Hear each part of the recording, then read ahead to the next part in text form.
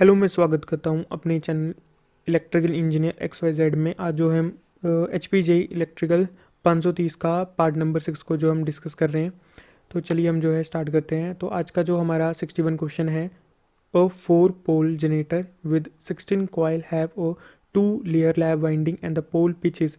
अब देखो ये 849 में ये वाला जो क्वेश्चन है, इस पेपर का जो मतलब 530 पोस्ट कोड के जो भी क्वेश्चंस हैं अभी मैं बताऊंगा आपको। तो इसके आगे जो है सारे रिपीट हुए हैं 849 के क्वेश्चन पेपर में।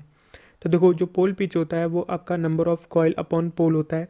तो जो नंबर ऑफ कॉयल है वो है 16 डिवाइडेड बाई 4, डेट इज़ 4। अब इसमें आएगा कि 2 लेयर बाइंडिंग है, मीन्स 2 लेयर है तो इसमें मल्टीप्लाई बाय 2 कर देंगे तो डेट इज़ 8। तो हमारा जो पोल पिच है वो हमारा कितना आंसर आएगी 61 का 8। अगर हम इसकी बात करते हैं 62 की, the current drawn by a 120 volt DC motor of an armature resistance 0.4 ohm and the back EMF is 110 volt.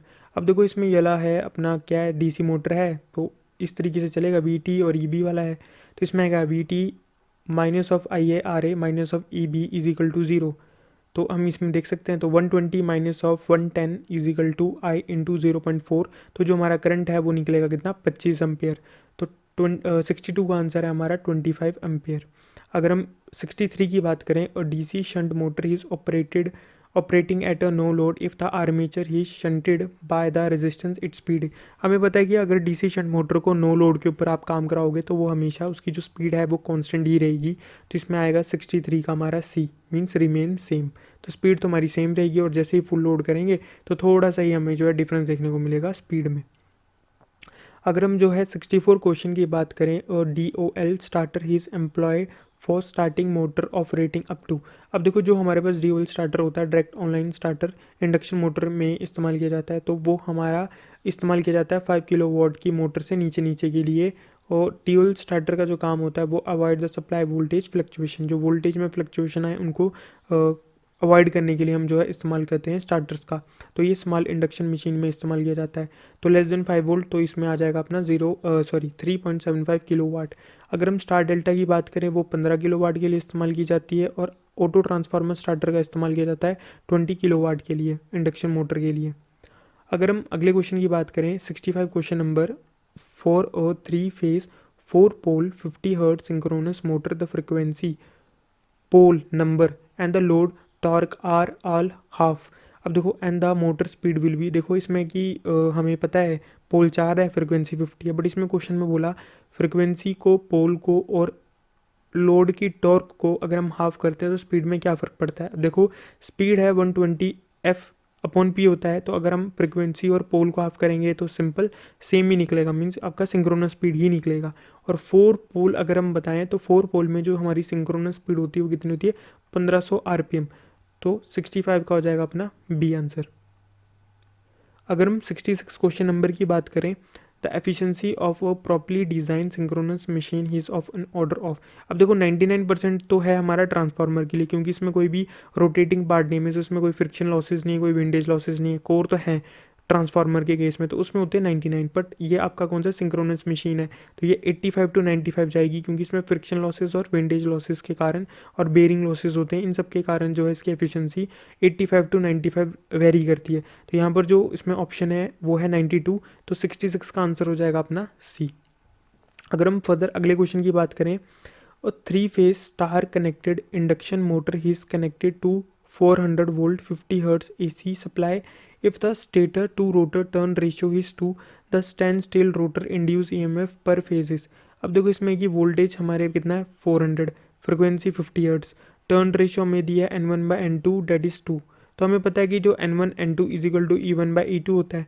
तो यहाँ पर हमें पता है कि टर्न रेशियो हुआ है ये, तो वो है 2। और हमें E1 को देखो, इसमें पूछा गया है फेस के हिसाब से। अब स्टार की है तो इसमें दिया जाएगा लाइन के हिसाब से। तो लाइन से फेस में कन्वर्ट कर दिया, तो 400 डिवाइडेड बाई √3, और बस ये निकाल देना हमने। तो इसमें आएगा 400 डिवाइडेड बाई √3 इंटू 2, ये चीज़ इधर आ गई और ये इधर आ गया, और जिससे हमारा आंसर आएगा 115.5 वोल्ट। तो 67 का हो जाएगा हमारा ए आंसर। अगर हम अगले क्वेश्चन की बात करें, 68, और 3 phase 480 volt 60 hertz induction motor is to be operated at 50 hertz supply and the most satisfactory supply voltage for the machine would be। अब देखो, 480 वोल्ट पे मतलब 60 हर्ट्स में 480 वोल्ट है तो 50 हर्ट्स में कितनी होगी, बस इसमें क्रॉस मल्टीप्लिकेशन करो, आंसर आ जाएगा 400 वोल्ट। तो 68 का आंसर है आपका बी। अगर हम अगले क्वेश्चन की बात करें 69, the power factor of an induction motor operating at a no load will be. अब देखो नो लोड में जो इंडक्शन मोटर का पावर फैक्टर है वो 0.2 लैग है, और अगर फुल लोड की बात करें तो 0.8 लैग। अगर हम अगले क्वेश्चन की बात करें 70, और 3 phase 6 pole 50 hertz induction motor is running at 5% of slip, what is the speed of the motor. अब देखो ये हमारे पास है slip equal to N S minus N R upon N S है, N R equal to N S one minus of S, मतलब ये ऐसे ही कर कुर के ये निकल जाएगा, और यहाँ पर आप वैल्यू को पुट करोगे तो अपना कितना निकलेगा 950 आरपीएम। तो 70 का हो जाएगा हमारा ए आंसर। अगर हम अगले क्वेश्चन की बात करें 101, which one of the following is use as a passive component in an electronic circuit. इसके बाद 849 में ये सारे क्वेश्चन इनके रिपीट बच गए हैं। तो ये जो 849 में पार्ट 3 में जो हमारा बनाई गई है हमने वीडियो, उसमें 61 क्वेश्चन नंबर ये सेम रिपीट है।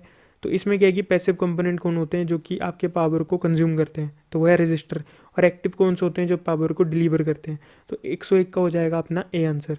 अगर हम 102 की बात करें, an example of a solid state devices, तो ये फील्ड इफेक्ट ट्रांजिस्टर। तो ये भी हमने 849 के पार्ट नंबर 3 के 62 क्वेश्चन में ये सारे एक्सप्लेन किए गए हैं।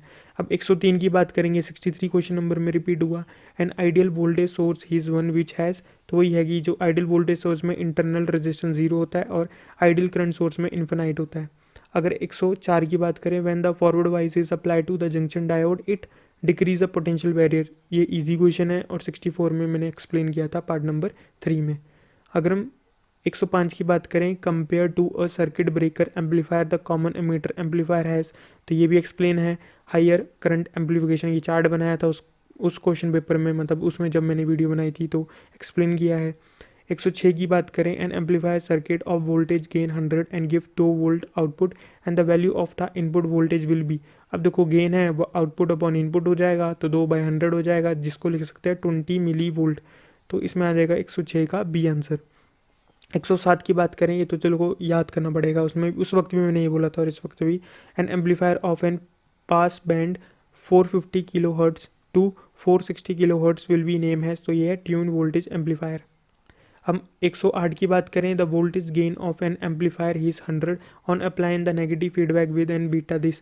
तो यही है, नेगेटिव फीडबैक में ये चीज़ पॉजिटिव होती है तो इतना ओपन लूप हो जाएगा, ये गेन फीडबैक हो जाएगा 100, 1 plus 0.03 and 100 divided by 1 minus of 0.3, तो ये आएगा 99.97। तो ये 108 का बी ये रिपीटेड है 68 क्वेश्चन नंबर 849 के क्वेश्चन पेपर में।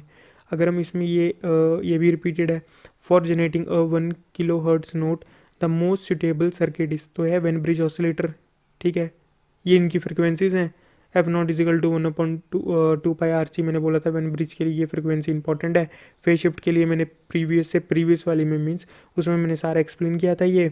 और ये ऑसिलेटर ये वाला चलो मैंने एक्सप्लेन किया है, जो हमारी चौथी पार्ट जो पार्ट 4 है या पार्ट 3 है उसमें मैंने पूरा एक्सप्लेन किया अच्छे ढंग से, तो इसमें मैं एक्सप्लेन नहीं करूँगा ये वाला। और लास्ट क्वेश्चन की बात करें फिर से, उसके आगे भी सारे रिपीटेड हैं। The purpose of the SYNC controller mean synchronize control in CRO is to. तो ये log the display of the signal, ये भी आसान एंड रिपीटेड क्वेश्चन है। तो इसके आगे जो है जितने भी क्वेश्चन है वो सारे रिपीटेड है, 849 क्वेश्चन पेपर में ये सब रिपीट कर चुके हैं। तो आई होप अगर आपको ये वीडियो अच्छी लगी होगी तो आप लाइक एंड शेयर ज़रूर करना मेरे चैनल इलेक्ट्रिकल इंजीनियर XYZ को। धन्यवाद।